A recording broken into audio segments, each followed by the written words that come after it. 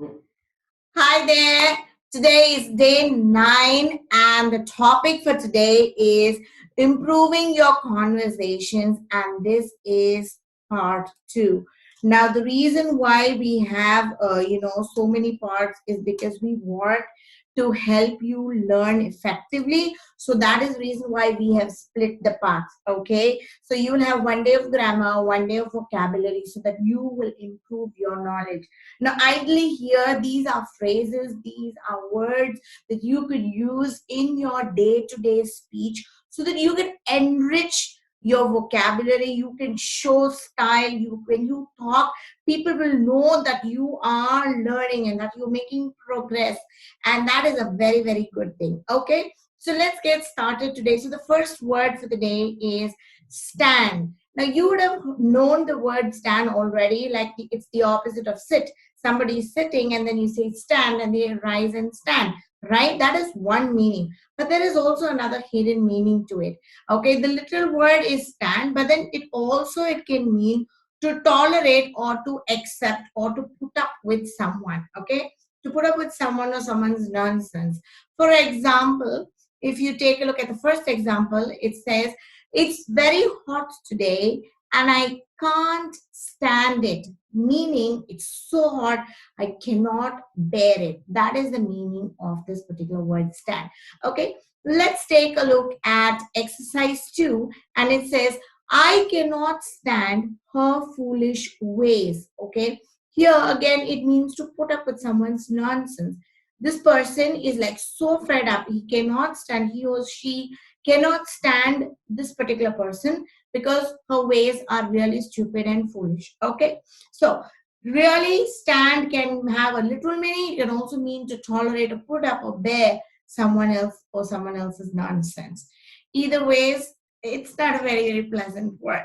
All right, so the second word is big fan. Okay, the phrase is big fan, and to not be a big fan that someone does or does not like something. Okay, you can either say you like it or you can say you do not like. Okay, so let's say I like movies. Okay, this is example one. I like movies, but I'm not a big fan of science fiction. Science fiction is a genre of movies. Like there are comedians. There are movies that are very, very funny. Then there are serious science fiction movies. Then there are these romantic movies. Then there are horror movies. So that there are different genre of movies, and in that he's saying he likes movies but he does not like one particular genre, which is science fiction. For example, Jurassic Park is a science fiction movie. Okay, right. In case you were wondering what is science fiction, something that they had fictitious characters in it. Okay, Star Wars is a science fiction movie. It's an imaginary movie that people use and they've just shot it so naturally. Okay, so exercise 2, the example 2 is I'm a big fan of Amitabh Bachchan. So in this case, here if you see it's given in the negative sentence, I'm not a big fan of science fiction movies. Whereas here it says I am a big fan of Amitabh Bachchan. So you can either say something negative or positive using the phrase big fan. Okay. So let's go on to the third phrase, which is going away present. Now, this is very American. They use this term often in America. However, in India, we simply call it the farewell present. Okay. Farewell is to bid somebody goodbye, to say bye.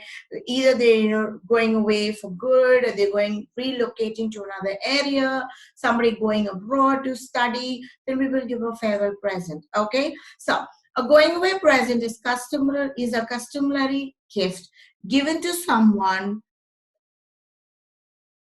who is leaving for an extended period, perhaps to go to college or to move to another area or to work in another place. So if you see, it's just a gift. It's a custom to give this gift. Okay. Now, the example one here is they give me a picture of everyone in the office as a going away present when I left for my new job. So someone has resigned the old job and she or he is going to go away to another job, and people in the office have just taken a picture, framed it, and given her a going away present. So this is the farewell present.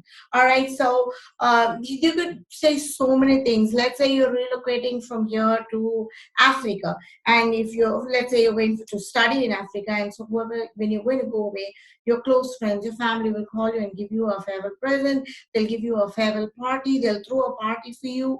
They can even give you gifts. Okay, it depends on people and their budget exactly. Okay, the next one is many candidates, okay, they don't know the difference between say and tell. So this is a great hurdle for people. So we're going to explain that here. Sometimes it could be a mixture of vocabulary and grammar. Okay, so in this case, this is more to do with grammar. And let's take a look at the first one, which is say. When can you use say? Okay, the most common use of say is used in reported speech. Okay, what is reported speech? We will teach you reported speech in depth in another video. However, for the moment, just learn and try to understand this. Okay, so reported speech is nothing but when you are repeating what someone else has said. For example, if I tell you, my grandmother told me to give this to you in the morning. Okay, so I'm telling you what my grandmother told me in the morning. Did you understand that? So I'm reporting to you what someone else told me something, okay? And that's exactly when you use the word say. So for example, what did he say to you? Or look at the second example. He said he didn't know the answer. Whereas this particular say is in the present tense and said is in the past tense. So you need to know the difference between that. Okay? Now, another way of using say is prepositions and say. How do they go hand in glove? Let's learn that. Hand in glove means how do they blend with each other? Prepositions and say. Okay. To the preposition to or that, and this is a preposition. To and that is a preposition. And if you're going to use an object, we always use the preposition to. So you will say, he said to somebody. Okay. He is a subject. He is talking about, uh, you know, um, someone is talking about what someone else told him in the morning. Okay, so let's say he said to Steve that he was going to be late. Okay, so this person, this third person, is reporting what the first person and the second person heard. Okay, what the first person said, what the second person heard, the third person is repeating it. So this is a reported speech, reporting what someone else said earlier, or quoting. If you can say reporting, you can also say quoting or repeating what someone else said earlier is called reported speech, and you need to use prepositions. And for the preposition to or that. So in this case, they're using to. This is example one. Let's take a look at example two. And reported speech is always in the past tense. Okay. She said that, auntie would come early, or my boss said to be on time, something like that. It is always in the past tense, reported speech. Okay, so I said to him that I couldn't go. All right, so I'm telling you what I told him earlier. So this is a reported speech, something that I told him earlier. I'm telling it to you now because I'm repeating or I'm quoting what I said morning or earlier. I'm using the preposition here too, and I'm also using employing say in the past tense, and it is in a reported speech. That is why it's always within quotes. Another way to find out is it'll be in quotes. All right, so the next word is tell. So difference between say and tell, you know that say uses reported speech, which is usually in the past tense. It's also marked by quotes. What are quotes? This is called a quote. Okay, these two things, putting words within quotes, this is what it means. They will just highlight and say what someone else said. Okay, so tell, let's go on to tell. In comparison to say, when we use tell, we need to use the object. Okay, for tell you need to use the object. Tell this is because when using tell, who received the information is more important than the information itself. When it comes to tell, whoever's receiving the information is important. When it comes to say, whoever said the information is important. So did you get the difference? So I told you about the party. So whoever is telling, okay, about the information, and that is what is important. So take a look at the example two. You told Have you told him the news? Okay. So here they're saying, have you? They're questioning. Have you told him the news? So this is where you need to understand that who received the information is more important. Whoever is in the receiving end is important than the actual information itself. Okay. So who is the receiving end here? I told who? I told you. Okay. So the person you is in the receiving end, and that is why we use tell. Have you told who? Have you told him? So him is the receiving end more than the actual information. All right. So let's move on with prepositions. For the preposition to, okay, when we use it with tell, we are going to give someone an order or make a strong request. So tell is used to give an order or to make something known very strongly. Okay, so example one is, let me tell you about a girl I know. Okay, here is strongly recommending somebody. And example two is, didn't I tell you to mind your own business? So here is again they're saying you is the receiving end, okay, the person who's receiving the information, and they're telling the person simply shut up or mind your own business. Simple as that. Okay, so with this, we come to the end of day 9. Keep repeating, listen to this video like once, twice, even if need be 100 times. That's the whole objective of having a video format. You can listen to the video again and again and again until you understand it, until you are sure, until you are able to make sentences on your own. Again, you need to be able to use all these simple words in day-to-day speech. That's the whole objective. So if you have any doubt, just comment below and we will plunge in and help out.